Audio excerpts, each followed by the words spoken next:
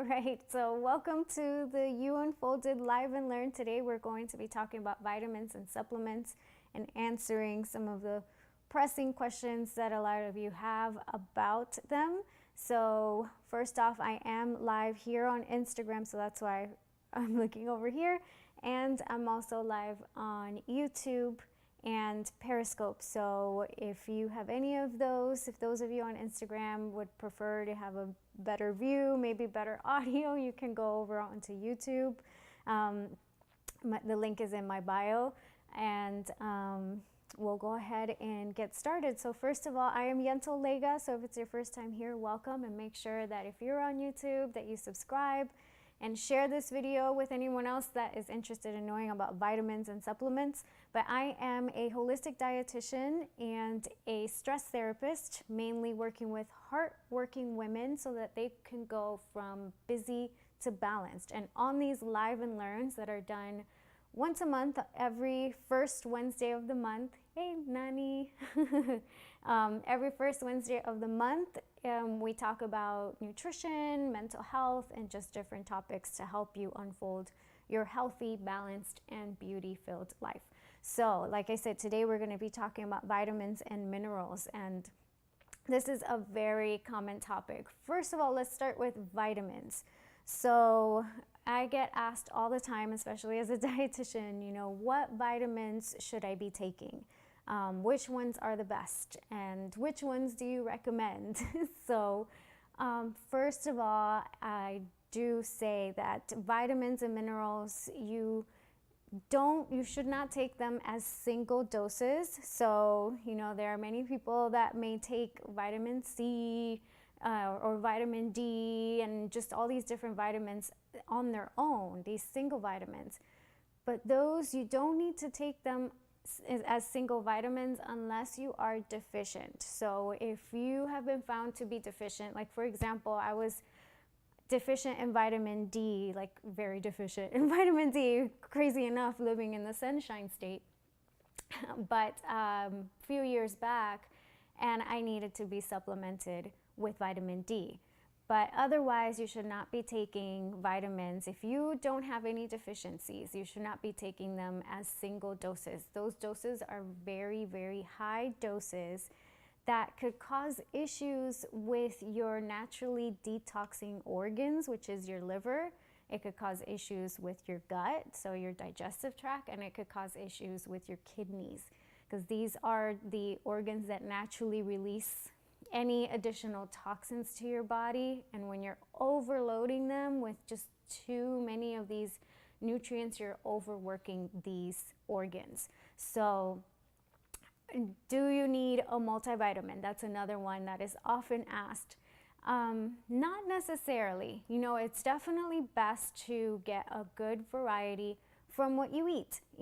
There have been studies that have found that multivitamin doesn't really make much of a difference, but having a variety in your meals, in your foods, does. So multivitamins, though, they can be helpful to supplement. So that's why they're called a supplement. They're not supposed to be a substitute for your food, but they are great for moments that maybe your body's not absorbing things very well, or your body is in need of higher nutrients. For example, I see that Nani's here, but for pregnant mamas or mamas expecting to be pregnant, your needs are going to be higher than the norm. So supplementation is very important during those periods of time. So there are certain cases, yes, but if you are regular cycle, or average health, it's not like the multivitamin is going to make or break you. So for certain conditions, yes, if you see that maybe you're in a very, very busy time that you aren't able to have a lot of variety in your diet, then a multivitamin would be great also to help supplement anything that you're not getting in your diet. But it's not necessary. And actually, the studies have seen too that when you get like these supplements like omega-3s, that they're the essential fatty acids that they say are really good for your heart. Recent studies have found that doctors used to recommend them all the time because they do have an anti-inflammatory effect to the body, but they are seeing that the supplement is not what is having that effect as much as food is. So what I would say to you, first, if you do feel like you need a particular vitamin, if you do feel, man, I'm getting sick all the time, maybe I need a little vitamin C, for example, get it from your foods. Look for the food sources of that vitamin or mineral that you are in need of. Go there first. Then, you can definitely get tested and see if you do have an actual deficiency. And from there, you will see if you would need a single supplementation or just a simple multivitamin will do, because these vitamins and minerals all work together. So it's best to do it in a multivitamin form than in these single doses. So that's with the vitamins and minerals. So if you have any questions, do make sure you share them as we go along. But I will continue on now to talk about your herbs and spices. So a lot of like these herbal remedies that we see out there. For example, the ones that have become really popular recently are turmeric and cinnamon. So people are taking these in pill form. And yes, these spices, these are more spices actually, they are very anti-inflammatory to the body. For example, turmeric has been proven to be helpful for arthritis and pain, and cinnamon also has been proven to reduce your blood sugars and help to balance out those sugar levels for you. So these are great, but again, not in these single doses, so not in these pill forms. These pill forms, again, they are in very, very high doses that they have been shown to cause liver damage for people because they've been taking them in such high doses. So these types of herbal remedies, yes, these herbs and spices do have their powerful medicinal properties. Take them, again, more in their closest to their natural form as possible. You could use them as the spices, like the spices that you buy in the grocery store. Yes, those still contain all of those powerful properties to them because they are dehydrated. So when they're dehydrated, they're being slow cooked at a low heat for a long period of time, so they still retain their nutrients, and some of them, their nutrients heighten. So using these in foods, these herbs and spices in your foods, can still have the incredible benefits that they give you. Also, taking them in tea form.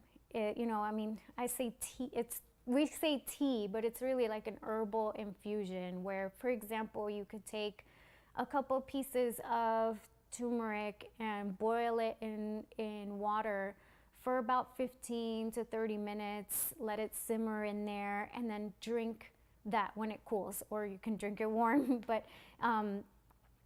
that's what we would call herbal infusion. You could do the same thing with the cinnamon and so many other ones like cloves and ginger that have all these great properties to them. Take them more in like an herbal form. It's going to be a much gentler way to take them, but also safer. It's not going to be in doses that is going to affect your health. And this brings me to essential oils. I'm a huge fan of essential oils. However, that's another reason why I do not recommend to ingest them.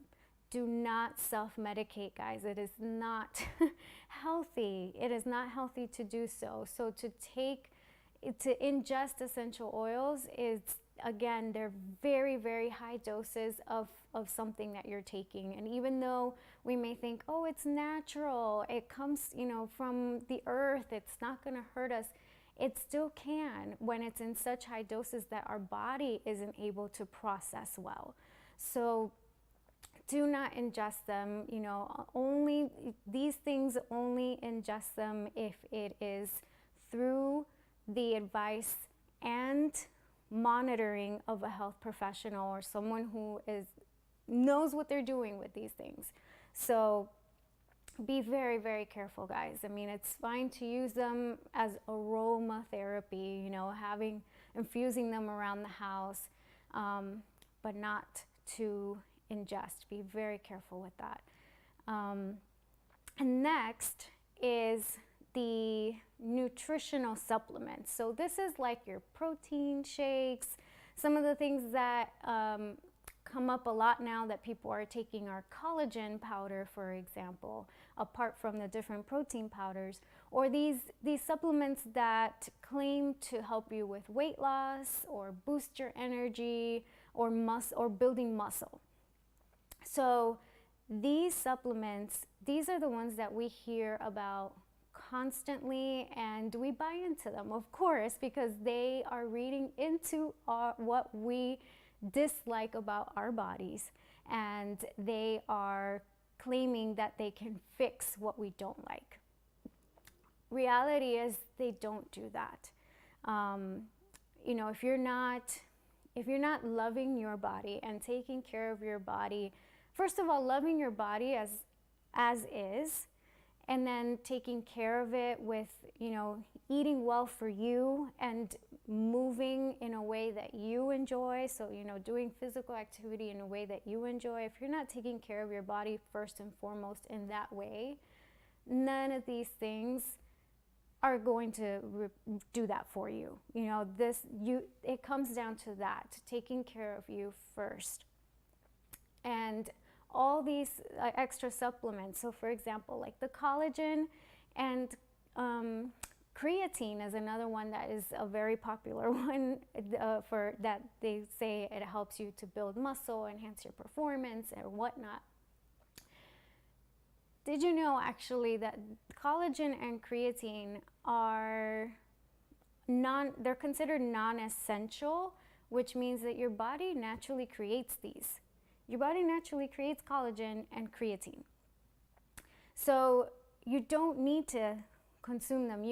For someone who has a more, I guess you could say, rounded diet that does eat meat, animal products, then you don't need to take the creatine or collagen or these extra protein powders and all this stuff, because by eating them, by consuming them, first of all, your body's able to use them up better that way, and your body's naturally going to produce them.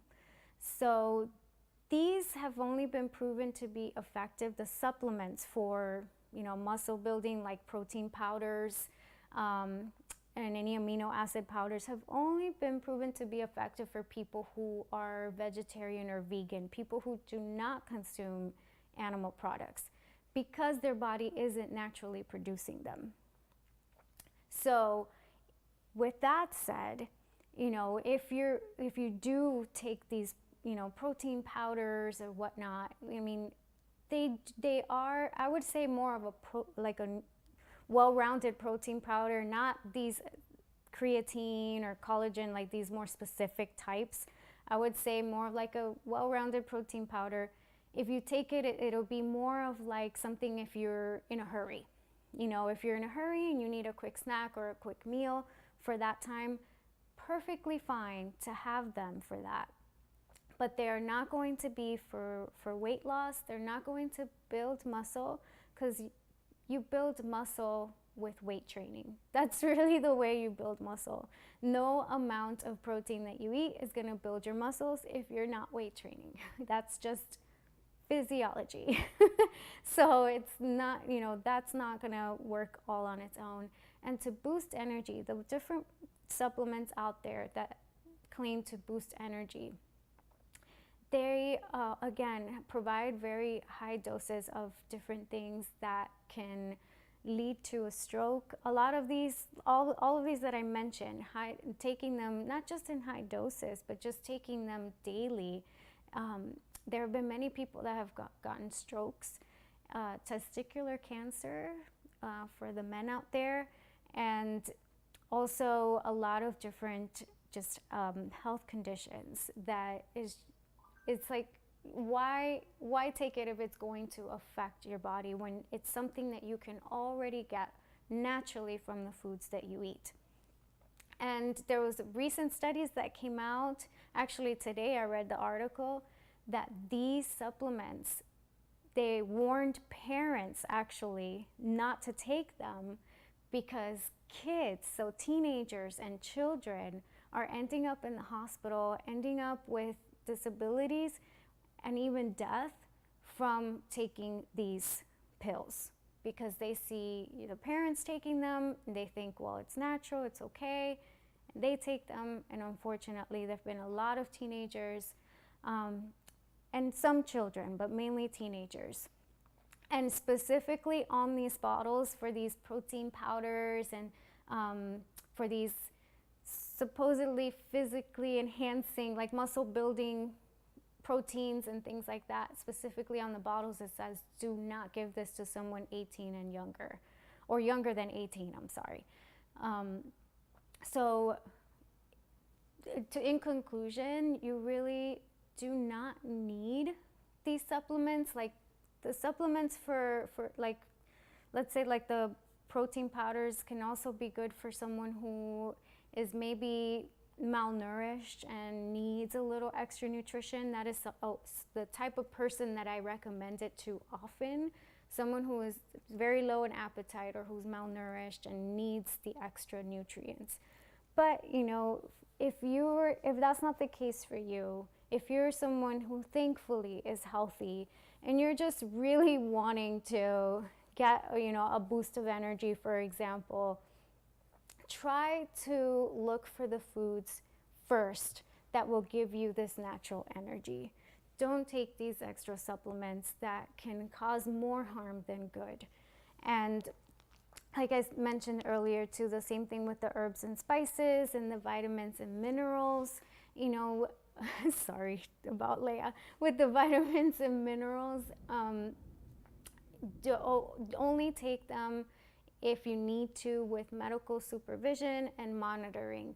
But overall, you know, foods first, multivitamin if you need to for a time being, and the rest is only really if you really need it. So I will be here. Oh, here we go. How about kid vitamins, the daily ones? Is it the same for them as adults? So the kid vitamins, thank you for asking that. That's a great one. I should mention that. The kid vitamins are okay because they do formulate them for kids. They do not have the same doses as the adult vitamins do for us as adults. So the kid vitamins are okay. A lot of times, yes, they're recommended for children because many children go through their phases where they may only want to eat certain types of foods. So to make sure they get supplemented and are more well-rounded, it's okay to give them the kids' vitamins. Again, I would suggest to always, you know, make sure you check with your pediatrician that it's an okay vitamin for your son or daughter based on their age. And also always look first, you know, make sure that if they have any allergies to anything or intolerances, like there are people who need to be gluten-free, you want to make sure that some of these vitamins and minerals don't have gluten in them, because that's something we don't think about as much as we do with food. So make sure that they're allergen-free for your child. So yes, for sure about the food. All right, awesome. So yes, the replay is going to be on YouTube. So, and also it's going to stay for about 24 hours on Instagram, but I will be available even after that to answer any questions that you have about any vitamins and supplements. I just kind of went over a lot of the general questions, a few of the general questions that I get constantly. But if you have other ones that I didn't answer, feel free to ask even afterwards, and I'll be more than happy to answer. So thank you so much for tuning in. I'll be back again in a month, first Wednesday of July.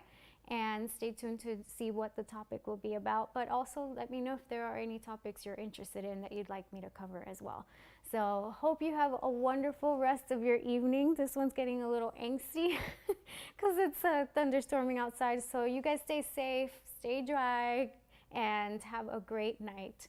Bye, everyone. And oh, sorry, silence. Don't forget to silence the standards because you are more. Bye.